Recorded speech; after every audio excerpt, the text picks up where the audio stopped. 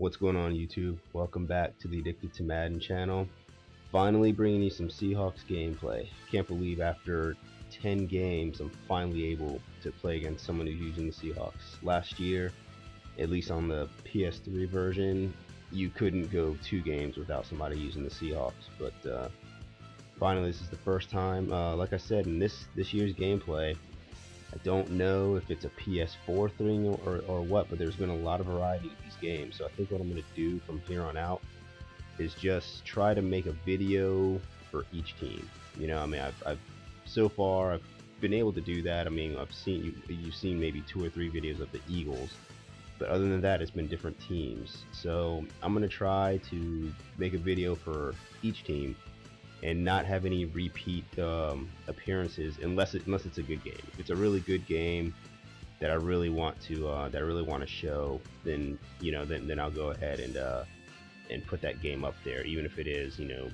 Eagles again or another team I've already played. If it's a really good game, like an overtime game, or just a really bizarre game, if there's something that's in the game that I want to show you, then I'll post it. But otherwise, I'm gonna just try to make a video for each team, because obviously, I mean, with the number of games that I'm gonna be playing, I'm not going to be able to make a video for each and every game. I mean, I end up playing over hundreds of games, and so clearly I'm not gonna have 100 videos. I mean, I'm just not gonna be able to have time to edit that many videos. I'm not gonna be able to do that much narration and, quite frankly, have that much to talk about. So that's gonna be my goal. Try to make a video for each team. So hopefully that would come out to like 30 something videos, and I think I'm gonna do this will be my plan going forward.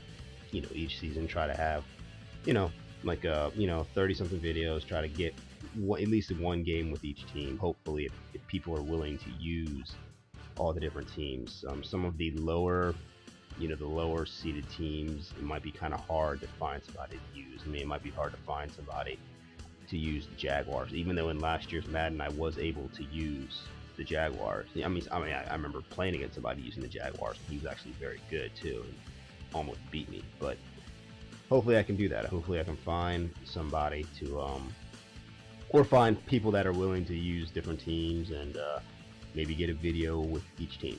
That's my goal going forward. Other than that, I just won't put the game on again unless it's a close game. So getting back to the action here, I mean, the Seahawks, I wanted to see if the trash was brewing. He throws that bomb over top my defense, and that really upset me. I really don't like it when I give up big plays like that. Just number one, off of principle, just because, I mean, if you're going to score on it, it might be inevitable that somebody scores on me, but I'd rather that you crawl up the field to do it, as opposed to just getting it all in one play. But the second reason why I hate that is just because it just seems like it's inexplicable. I mean, I always have at least 3 people deep. If not that, I mean, sometimes I call cover 2 zone, sometimes, but usually not when it's not that far away from the end zone. When I'm this far away, like if it's really far away from the end zone, I always have at least 3 people deep, sometimes even 4. And to be able to throw over the top of that, it's just I just don't like it when I see it. And plus, I don't know, it doesn't really take much skill. I mean, there are players out there that just sit there and just try to throw bombs over top of your defense the whole game, and there's nothing skillful about that. I hate it when I see it, because it just shouldn't happen in the first place. You don't see it that often in real life. Okay, he whiffs on that field goal right there as we get to the end of the half, and it's I do this wide receiver screen hoping I can get something going here. Basically, I was really struggling. I mean, like I said, the Seahawks are such a dominant team that it's hard to score on them. It's hard to get any kind of points on them to move the ball. I mean, that first field goal I got mainly was just because I was able to take that kickoff all the way down there, and then after that they stopped me. So I ended up settling for a field goal there.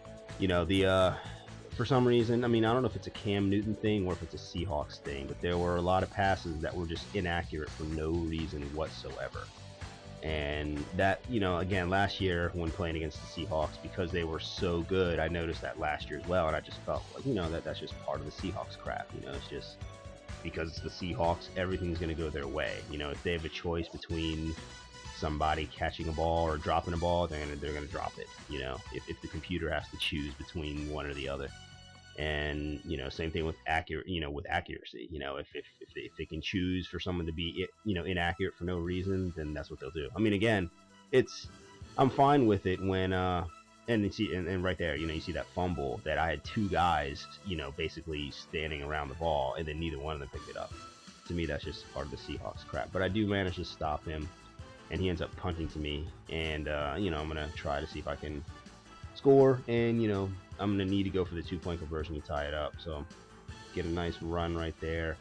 But getting back to it, you know, it just seems like, you know, if the computer wants me to be inaccurate, I'm gonna be inaccurate just because it's the Seahawks. But I don't like to see that. He gets the sack right there, the sack fumble, and luckily D'Angelo Williams was there to recover it. And you know, right there, he ends up getting a pick.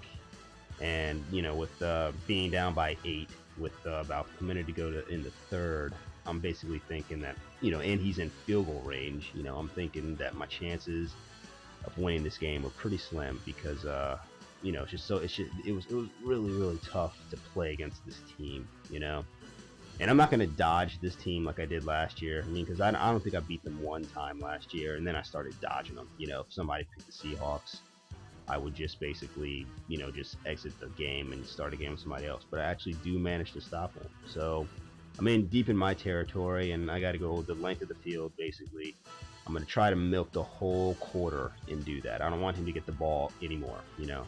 But he manages to leave the deep middle open, and I think I hit him with that same play a couple of times. And I hit him with the veer here, and you know, about almost halfway through the fourth now, and hit D'Angelo Williams over in the middle.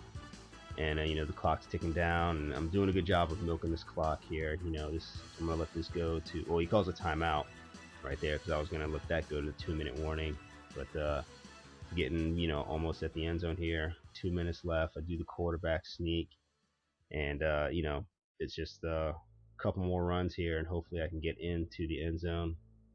He's out of timeouts now, and I've got the clock rolling, so that's exactly what I want.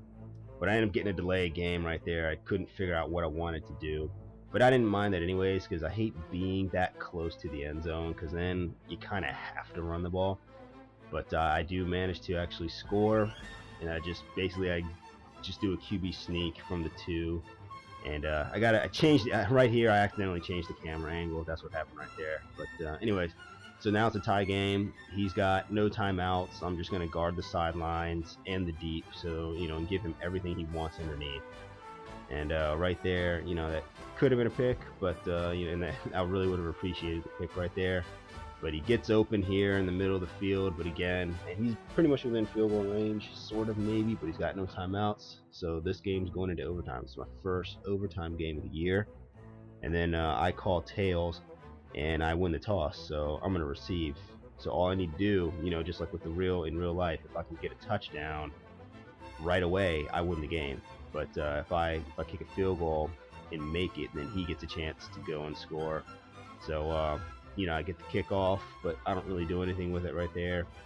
And at this point, again, it's just, you know, going the whole length of the field against the Seahawks team, man. I'm not sure how I'm going to do it. But, you know, I mean, I'm throwing all these deep passes, and, you know, just nothing's there. Nothing opens up against this team. And that right there could have been a pick, and that could have ended everything. So I do have to end up punting to him. And we'll see what happens here. You know, he's got Earl Thomas back there returning the punt, and he's got it at the 36 and gets a nice run here, and that's beast mode. Now I'm gonna tell you right now, last year, beast mode, that he would have just ran right through that and probably would have taken that to the house. But he's actually tackleable this year in Madden. I've noticed that he doesn't run through people like he used to. I get the sack there. I was hoping to get the sack fumble, but it didn't happen. And so right there, I don't know what happened there, but he just dropped the ball. If I can get just one sack, then I feel that it's very hard to pass against me. So I end up, because, you know, with the new protect the sticks feature, you know, everybody just drops back to the first down yard line, and it's hard to throw the ball at that point.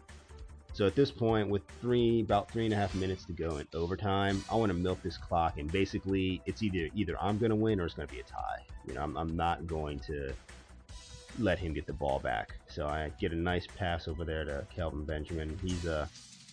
He's a rookie wide receiver, and he's been really big for me. He can catch the ball. Plus, he's a big body, and he's definitely saved me in a lot of games.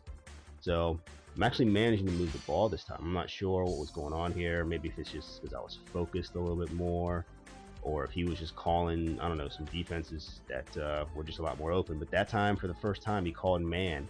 And so I was able to hit Olsen up, and I got it into the end zone, and I actually win the game. I couldn't believe I beat the Seahawks in Seattle.